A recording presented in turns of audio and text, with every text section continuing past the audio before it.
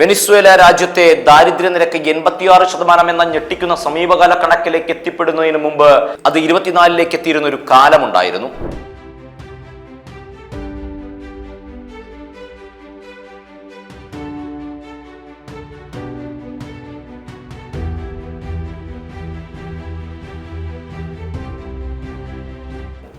പണപ്പെരുപ്പ നിരക്ക് 1,00,000-ന് മുകളിലെന്ന ഒരു രാജ്യത്തിനും ചിന്തിക്കാവുന്നതിനും അപ്പുറം കടന്നിരുന്ന ആനുകാലിക സ്ഥിതിവിവര കണക്കുകളിലേക്ക് രാജ്യം വീണു പോകുന്നതിന് മുൻപ് അത് 2 അക്കത്തിൽ ഉറച്ചു നിന്നിരുന്നൊരു കാലഘട്ടമുണ്ടായിരുന്നു.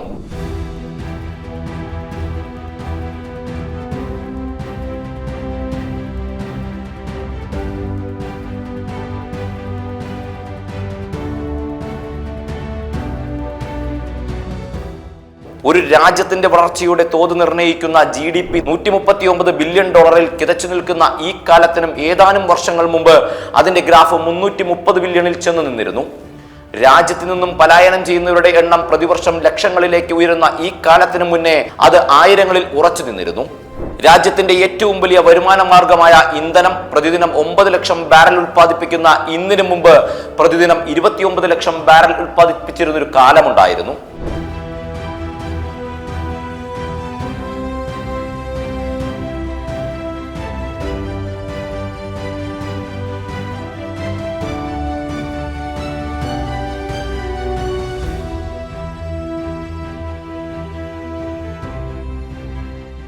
അന്ന് വെനസ്വേലയിൽ പ്രസിഡന്റ് അയാളായിരുന്നു.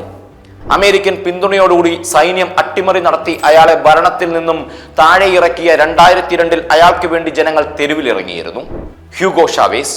2025-ൽ അമേരിക്ക വെനസ്വേല പ്രസിഡന്റിനെയും അദ്ദേഹത്തിന്റെ ഭാര്യയെയും തടവിലാക്കിയപ്പോൾ തെരുവിൽ നൃത്തം ചവിട്ടുന്ന ആ രാജ്യത്തെ ജനത വ്യക്തമാക്കുന്നുണ്ട് ഒരു ഭരണാധികാരി എങ്ങനെയാകരുതെന്ന്.